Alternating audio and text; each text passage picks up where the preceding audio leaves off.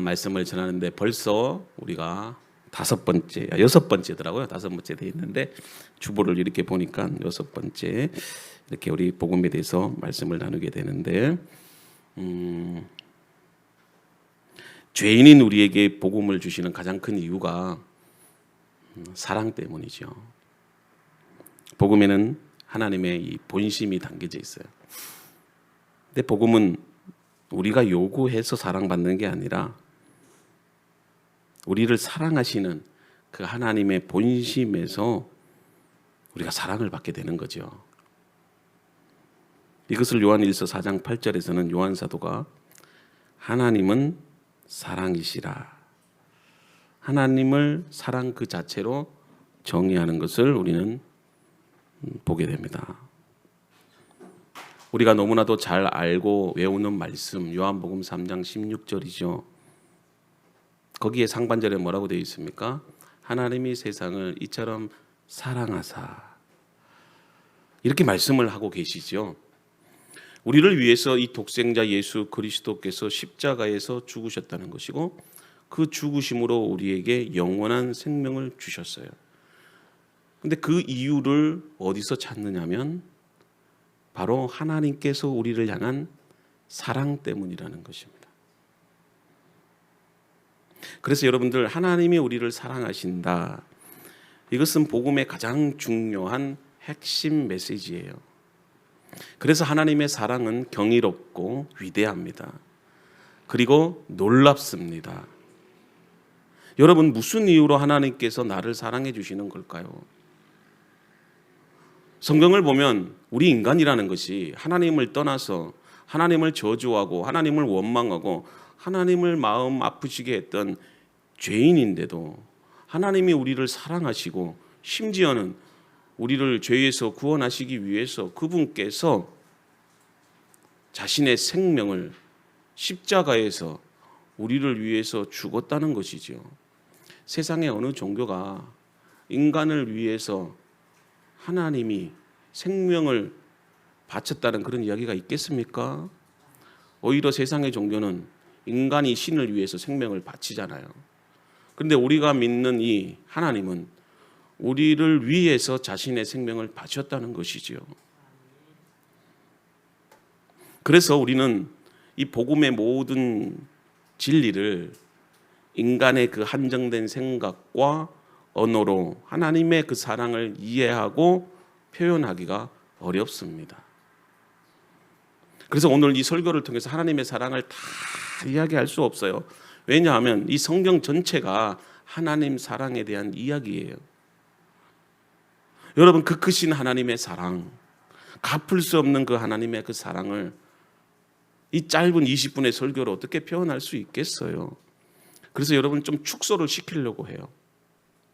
그래서 신약 성경 가운데 이 로마서 8장, 사도 바울이 로마서 8장을 통해서 그 하나님의 사랑을 어떻게 표현하고 있는지, 그리고 그 하나님의 사랑을 우리가 로마서 8장을 통해서 어떻게 이해하는지, 그것을 우리가 함께 나누려고 해요. 자, 먼저 바울이 이해한 이 하나님의 사랑은 우리에게 믿음의 확신을 준다는 것입니다. 그래서 31절 말씀 보겠는데요. 그런즉 이 일에 대해서 우리가 무슨 말 하리요? 만일 하나님이 우리를 위하시면 누가 우리를 대적하리요? 자, 성경은 지금 하나님의 사랑에 대해서 로마서 8장도 마찬가지예요. 어떤 서술적인 정의를 하는 게 아닙니다. 하나님의 사랑이 이렇다 이렇게 표현하는 건 아니에요. 근데 하나님의 사랑을 이렇게는 정의는 해요. 어떻게 정의하냐면 하나님 자체가 사랑이라는 거예요. 그러니까 하나님은 사랑이시다. 그래서 하나님과 사랑을 동일시시켜요. 근데 사랑을 설명을 하지는 않고 하나님과 사랑을 동일시하는데, 우리가 앞에서도 이야기한 것처럼 하나님은 사랑 자체이시고 또 그 사랑이 하나님의 속성이고 또 그 사랑이 하나님의 존재 방식이라는 것이에요. 이것을 이해할 때 우리가 하나님의 사랑을 좀 더 가깝게 우리가 이해할 수가 있어요. 이것은 우리가 생각하는 그런 어떤 사랑의 개념과 다르다는 거죠. 우리가 사랑하는 사랑과 여러분 연애하고 결혼하는 이유가 무엇입니까? 사랑하기 때문에 그렇지 않아요. 또 생각해 보십시오. 우리가 결혼 이후에도 그 사람이 나를 변함없이 사랑한다는 확신과 믿음이 있기 때문에 여러분들 뭘 하죠? 결혼을 해요. 그래서 여러분 사랑을 하게 되면 그 사람을 믿게 됩니다. 여러분 사랑하지 않는 사람을 믿을 수 있을까요? 그래서 사랑을 하게 되면요, 어떤 시련이 와도 고통이 있어도 함께하면 이겨나간다고 하는 확신이 있습니다. 여러분 우리가 절망 속에서도 소망을 가질 수 있는 이유, 그것은 하나님께서 결코 나를 버리지 않으시고 나를 지키신다고, 그리고 나를 사랑하신다는 그 확신과 믿음 때문이에요. 근데 그 확신과 믿음이 어디서부터 나온다고요? 사랑에서부터 나오는 겁니다. 그래서 사랑이 있으면 믿음이 더 굳건해지고, 사랑이 있으면 불안과 염려가 확신으로 바뀐다는 거예요. 소망으로 바뀐다는 거예요. 하나님께서 여러분들을 창세 전부터 우리를 자녀로 택하신 것도 바로 여러분들을 사랑하시기 때문이고, 우리들을 하나님의 형상으로 창조하신 것도 하나님의 사랑 때문이고, 비록 아담과 하와가 그 사랑을 거절함으로써 하나님을 떠나 하나님 앞에 범죄함으로 인간이 타락했음에도 불구하고 하나님은 여전히 그 사랑이 변하지 않고 영원하다는 것입니다. 그래서 죄로 인해서 멸망을 당할 그 우리를 바라보시면서 하나님은 안타까워하시고 약속하신 대로 우리를 내버려 두지 아니하시고 그 독생자를 화목제물로 보내셔서 우리를 죄의 멸망으로부터 완전한 구원을 이루시고, 어제나 오늘이나 앞으로도 우리를 버리지 않으시고 지키신다는 그 확신이 어디에서부터 나오는 것이죠? 사랑에서부터 나오는 거예요. 그래서 여러분 사랑을 하게 되면 뭐가 생기느냐? 믿음이 생기고 소망이 생기는 거죠. 그래서 고린도전서 13장에 사도 바울이 무엇을 가장 우선적으로 말합니까? 믿음, 소망, 사랑, 이 세 가지는 항상 있을 것인데 그 중에 제일은 사랑이라. 사랑을 통해서 믿음이 나오는 것이고 그 사랑을 통해서 소망이 나타나는 것이라는 거죠. 그래서 바울은 31절 상반절에 보면 그런즉 이 일에 대해서 우리가 무슨 말을 하리요, 이렇게 오늘 본문 말씀을 시작해요. 자, 그러면 여기서 이 일, 그런즉 이 일에 대해서 우리가 무슨 말을 하리요, 이 일이 도대체 무엇이란 말일까요? 자, 그러면 그 바로 앞에서 말한 내용이겠죠? 그러면 그 앞에서 말한 내용이 뭘까요? 자, 28절과 30절인데 우리 같이 한번 읽어봅시다. 시작. 우리가 알거니와 하나님을 사랑하는 자, 곧 그의 뜻대로 부르심을 입은 자들에게는 모든 것이 협력하여 선을 이루느니라. 하나님이 미리 아신 자들을 또한 그 아들의 형상을 본받게 하기 위하여 미리 정하셨으니 이는 그로 많은 형제 중에 맏아들이 되게 하려 하심이라. 또 미리 정하신 그들을 부르시고 부르신 그들을 또한 의롭다 하시고 의롭다 하신 그들을 또한 영화롭게 하셨느니라. 자, 지금 이 일이 무엇인지 28절과 30절에서 지금 이렇게 말씀하고 있습니다. 자, 우리는 하나님으로부터 사랑받는 자들이기 때문에 우리가 하나님을 사랑하게 될 때에 그 사랑으로 인해서 뭐가 이루어진다? 하나님의 선함이 이루어진다는 거예요. 자, 하나님의 그 선함을 위해서 하나님은 우리들을 창세 전부터 미리 택하시고 또 그 택한 자들을 부르시고 또 그리스도를 통해서 의롭게 하시고 영화롭게 우리를 하셨다는 것이죠. 그래서 31절에 보면은 이러한 사실로부터 우리가 어떤 결론에 이를 수 있느냐, 이런 질문을 던지고 있어요. 한마디로 말하면 이겁니다. 지금 하나님께서 여러분들을 택하시고 그 택한 자를 부르시고 또 그리스도를 통해서 십자가의 죽음으로 의롭게 하셨어요. 그래서 여러분들에게 영원한 생명을 주셨어요. 그러니까 사도 바울이 31절에 그래서 어쨌다는 건데 이거예요. 이런 질문을 던지는 겁니다. 31절이 그거예요. 근데 이러한 대답에 대해서 바울은 31절 하반절부터 거기에 대한 대답을 하고 있는데, 자, 하반절을 보면 만일 하나님이 우리를 위하시면 누가 우리를 대적하리요? 이렇게 대답을 해요.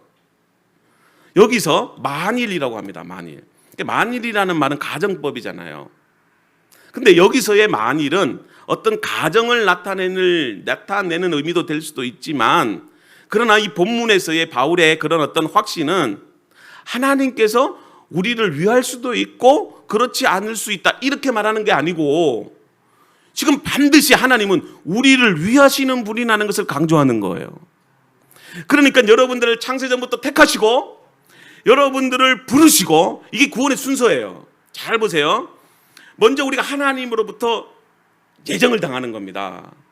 하나님께서 여러분들을 그냥 여러분들 이뻐서 그냥 구원시킨 게 아니고 미리 여러분들을 창세전부터 구원하시기로 예정을 하신 거예요. 아멘. 그리고 그 예정된 자들을 하나님 어떻게 부르십니까? 부르시는 거예요. 부르시는 거. 그래 여러분들 교회로 나오는 겁니다. 그런데 여러분들 교회 나왔다고 해서 천국 가는 게 아니잖아요. 내가 회개하고 죄 용서함을 받아야 되고 거듭나야 돼요. 그래서 그 일을 위해서 예수 그리스도를 우리에게 보내주시는 겁니다. 그래서 우리가 그것을 믿음으로 성령 세례를 받을 때 우리가 하나님의 자녀가 된 겁니다. 그럴 때 하나님께서 우리를 뭐라고 표현하시죠? 의롭다. 근데 의로움에만 그치지 않고 여러분들을 어떻게 하신다? 영화롭게 높여주시는 거예요. 영화롭게. 근데 그 모든 일들이 누구를 위한 것이다? 바로 우리를 위해서 하신 거라는 거예요. 여러분들을 사랑하시기 때문에 그 일을 하셨다는 거지요. 그래서 하나님께서 여러분들을 부르시고, 여러분들 창세전에 택하시고 부르시고, 또 그리스도를 위해서 죽게 하시고 여러분들을 영화롭게 하시는 그 모든 이유가 뭐라는 거죠? 사랑하기 때문이라는 거예요. 그것을 우리를 위해서라는 겁니다. 그래서 자연스럽게 31절에 보면 이러한 사실로부터 우리가 어떤 결론에 이를 수 있느냐, 이 질문에 대한 답을 다음과 같이 말하잖아요. 하나님은 우리를 촉관적으로 사랑하시는 것이 아니라 이유가 없지만 그럼에도 불구하고 무조건적으로 여러분들을 사랑하셨다는 거죠. 하나님께서 나를 조건 따지고 나를 위해서 일하셨다는 것은 있을 수 없는 것이라는 거죠. 예를 들어서 내가 하나님 앞에서 의로운 행위나 그 노력이나 애씀으로 인해서 내가 사랑받는 것이 아니라는 것입니다. 사실은 내가 사랑받는 그 받음의 이유를 말하라고 하면은 대답은 없다는 거예요. 솔직히 말해서 뭐가 이뻐서 하나님이 우리를 구원시키십니까?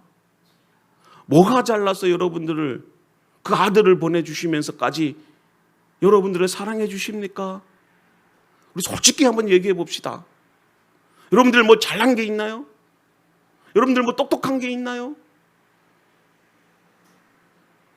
그런데 사도 바울은 여러분들에게 그 이유가 하나님의 사랑이라는 것입니다. 근데 문제는 뭡니까? 그 하나님의 사랑이 느껴지지 않는다는 거예요. 머리로는 아는데 이 가슴으로 안 내려와요. 세상 사람들한테 물어보십시오. 요한복음 3장 16절 다 외우고 다녀요.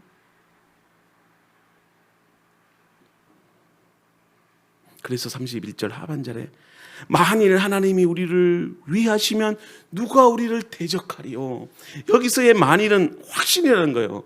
하나님이 여러분들을 위하셔서 그 아들을 보내주시면서 사랑하셨기 때문에 우리에게는 대적이 없다는 거죠. 아멘. 이게 뭡니까? 믿음의 확신이에요. 우리의 구원은 결코 흔들리지 않는다는 거죠. 사탄 마귀라 한다 할지라도 우리를 하나님의 사랑에서 끊지 못한다는 것입니다. 하나님께서 성도를 위하시면 그 누구도 감히 성도를 대적하지 못합니다. 우리의 구원을 끌어내릴 수 없다는 것이에요. 이것을 누가 믿었다? 바울이 믿고 확신했다. 그러므로 그 어떤 시련과 환난이 있어도 하나님께서 나를 향한 그 사랑이 있기 때문에 전쟁과 같은 우리의 인생이라 한다 할지라도, 우리의 대적자들이 우리를 넘어지게 한다 할지라도 우리는 넉넉히 이기느니라. 아멘. 바울이 이러한 그 하나님의 사랑 때문에 절망치 않고 소망 가운데 주의 복음을 전할 수 있었던 것입니다.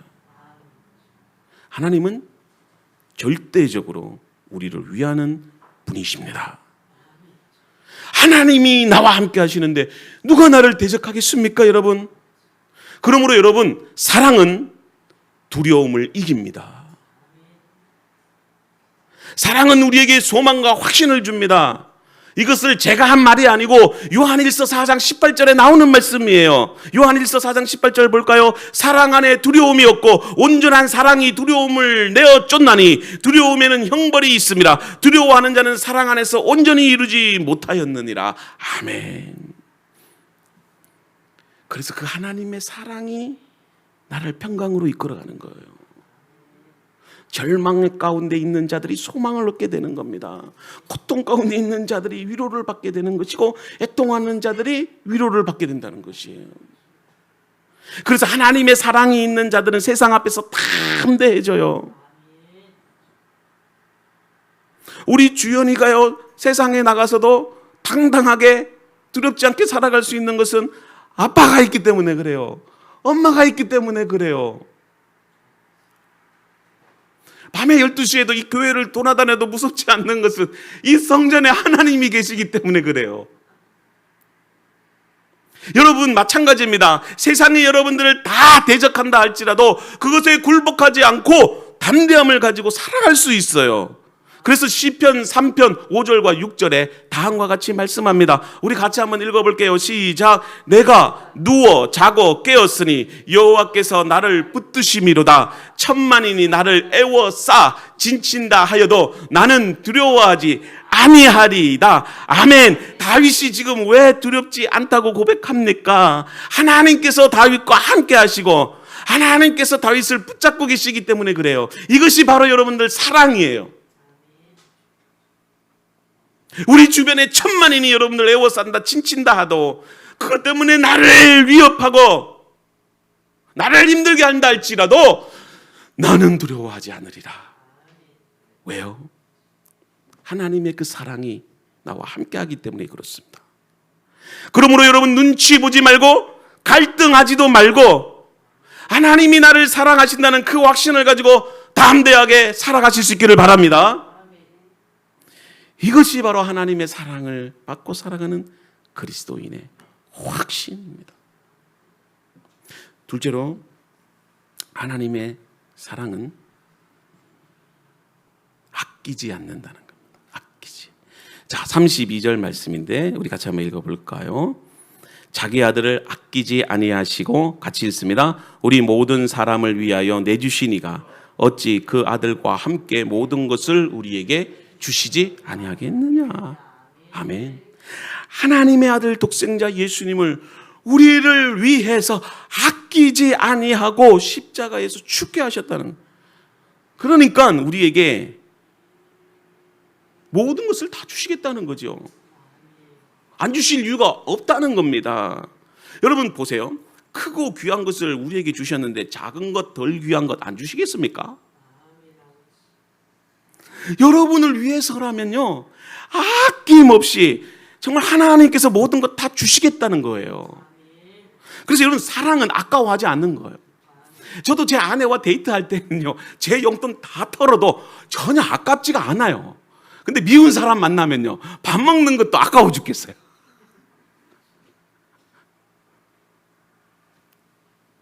왜요? 사랑하니까. 사랑은 모든 것을 다 주어도 아깝지 않는 거예요. 심지어는 생명조차도. 저도 처음에는 몰랐는데 제가 자식을 낳아보니까 이 자식을 위해서라면 내 생명도 주겠더라니까요. 지난주에 우리 가족끼리 쇼핑을 간 적이 있어요. 모처럼 명절을 맞이해서 선물을 사주겠다고 간만에 야외로 한번 가보자. 그래서 부여에 갔어요. 부여에 갔는데 그 롯데 아울렛이 있어요.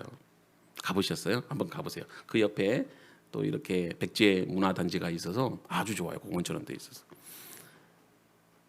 그래서 막내는 롯데 아울렛에서 예쁜 구두를 샀어요.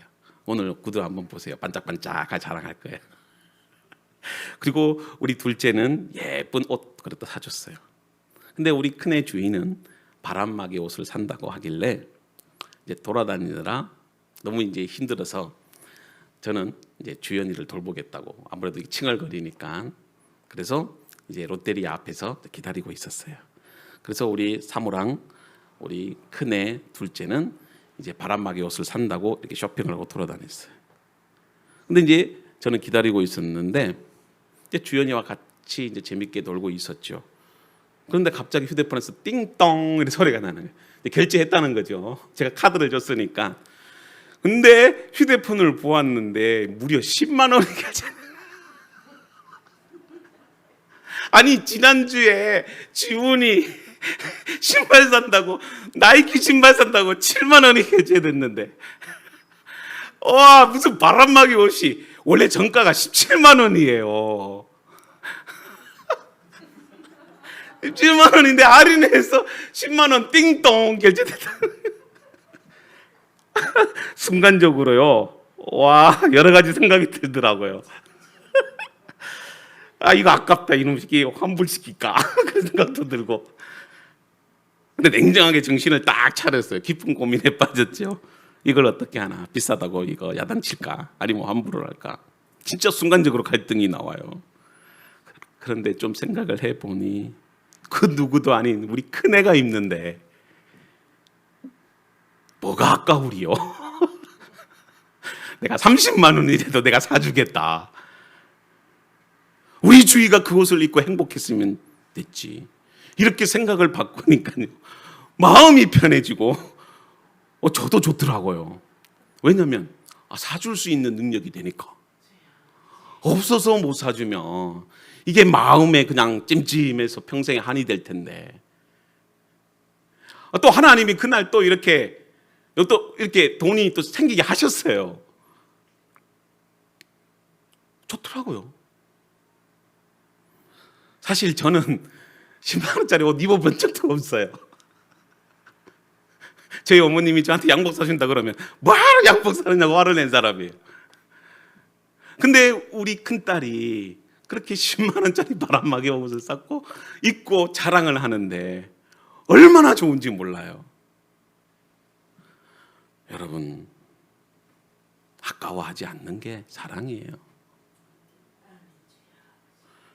보면 볼수록 주고 싶은 게 사랑이잖아요. 하나님도 마찬가지예요. 여러분들이 그 10만 원짜리 바람옷을 입고 바람막이 옷을 입고 막 기뻐서 하나님 앞에 하나님 저 이거 옷 입었어요. 그러면 하나님도 좋아하시는 그래 내가 앞으로 30만짜리 파카 사줄게 그러는 거예요. 우리를 위해서라면 하나님이 아까워하지 않고 주시는. 그래서 여러분 우리가 하나님 앞에 하나님 힘들어요. 하나님 도와주세요. 하나님 함께 해주세요. 그래 우리가 기도할 때마다 하나님께서 그 기도 들어주시고 응답해 주시고 위로해 주시는 거예요. 생각해 보세요. 그 아들을 우리를 위해서 생명 바치셨는데 그 어떤 것도 우리를 위해서 내어주지 않겠습니까? 지금 사도 바울이 그것을 우리한테 이야기하고 있는 거예요. 우리는 너무나도 큰 사랑을 받았어요. 그런데 하물며 너희들이 간구하는 거 너희들이 구하는 거 하나님이 들어주지 않겠냐는 거예요. 여러분 이런 확신이 있습니까? 우리가 기도하고 구할 때 안 들어주시겠습니까? 사랑은요 염려하지 않는 겁니다. 사랑은 두렵지 않습니다. 사랑하면 행복해집니다. 기쁩니다. 그래서 사랑은 아낌없이 모든 것을 다 준다고 합니다. 정말 사랑을 해보면 아깝지가 않아요. 아깝다고 느끼면 그건 사랑이 아니잖아요. 내가 10만 원짜리 바람옷을 사줬다고 해서 이놈 시기로 와 이렇게 환불해 와 이러면 이게 사랑입니까? 그래서 이사야 43장 4절에 다음과 같이 말합니다. 내가 너를 보배롭고 총귀히 여기며 너를 사랑하였은즉 내가 사람들을 주어 너를 바꾸며 백성들로 내 생명을 대신하리니. 여러분들은 보배롭고 존귀한 존재들이에요. 그래서 하나님이 여러분들을 사랑하시는 겁니다. 눈에 넣어도 아깝지 않고 정말 가슴으로 낳은 자식이고 해산의 고통으로 낳은 자식이잖아요. 그리고 마지막으로 바울이 강조하는 사랑은 서로에 대한 중보예요. 자, 34절 우리 같이 한번 봅니다. 누가 정죄하리요? 죽으실 뿐만 아니라 다시 살아나시는 이는 그리스도 예수시니 그는 하나님 우편에 계신 자요 우리를 위하여 간구하시는 자신이라. 중보란 서로를 위해서 하나님께 간구하는 걸 말해요. 문자적으로는 하나님과 사람 사이를 화해시키고 그리고 교제를 유지하도록 하는 일, 그게 바로 중보예요. 그래서 바울은 지금 나를 위해서 죽으시고 다시 살아나시는 중보자 예수 그리스도께서 지금도 우리를 위하여 중보하고 계시다는 것입니다. 하나님의 보좌 우편에서 우리를 위해서 지금도 간구하고 계시는 거지요. 그래서 그 예수님의 기도 때문에, 그 간구 때문에 오늘 우리가 이렇게 존재하는 것이지요. 사람은 내 힘대로 산다고 생각합니다. 내 능력대로 산다고 그렇게 말을 합니다. 결코 그렇지 않아요. 예수 그리스도께서 우리를 위하여 지금도 하나님께 간구하고 있기 때문에 오늘의 내가 존재하는 것입니다.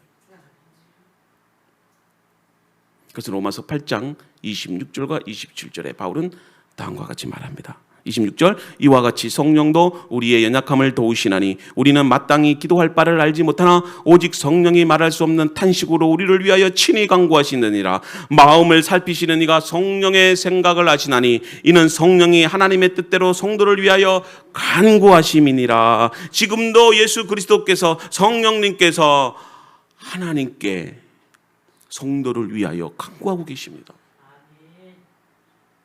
그래서 저는 중보 기도를 단순히 기도하는 것으로만 생각하지 않아요. 중보는 서로를 위해서 탄식하는 거예요. 지금 성령께서 말할 수 없는 탄식한다는 거죠. 여러분의 연약함을 위해서 성령께서 탄식하고 있는데, 여러분, 탄식이라는 뜻은 괴로움과 고통의 결과로 나타나는 신음을 말하는 거예요. 즉 원어를 풀어서 해석하면 해산하는 여인의 고통을 말하는 거예요.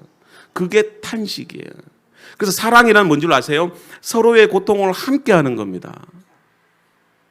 상대방의 괴로움, 그 고통을 외면하지 않는 거예요. 이걸 긍휼이라고 말하기도 하고 애통이라고 표현해요. 여러분, 어머니가 아이를 분만할 때 여러분들은 좀 이해가 될 거예요. 제 아내가 아이를 낳을 때 막내는 제가 그때 수련회 답사 간다고 함께 하지는 못했는데, 근데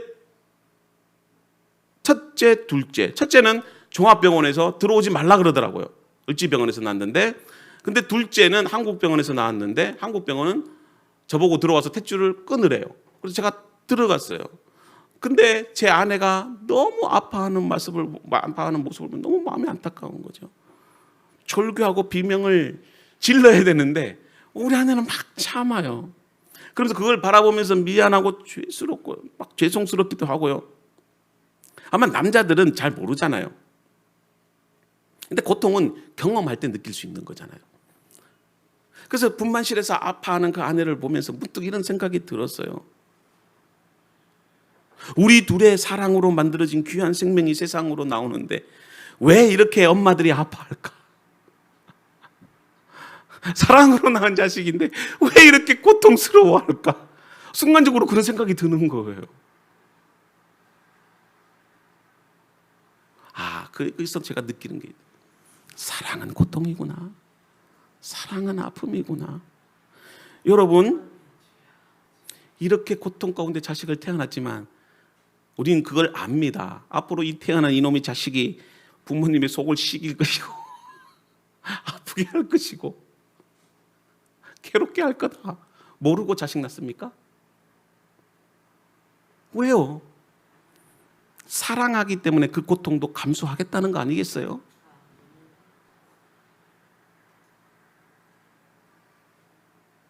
나중에 이 자식이 커서 엄마 아빠가 나한테 해준 게 뭐 있는데 하면서 집 나가는 경우도 있어요. 그럼에도 불구하고 부모는 어떻게 합니까? 다 용서하고 이해하고 그 고통도 감수해 나가는 거예요. 그게 바로 부모 아니겠어요? 그게 사랑이지요. 지금도 여러분들을 위해서 기도하시는 그 성령님, 여러분들도 마찬가지 아니겠어요? 하나님이 여러분들을 극진하게 사랑했는데 말라기서 보면 하나님이 언제 나를 사랑했습니까? 핏대를 대들고 하나님이 대들잖아요. 그때 하나님이 뭘 느끼신다는 거죠? 탄식한다는 거죠. 고통을 느끼신다는 거예요. 고통을 느낀다는 것은 무엇을 말하는 줄 아세요? 사랑하기 때문에 고통을 느끼는 거죠. 그래서 예수님께서 그 십자가의 고통을 사랑으로 감당하신 거예요.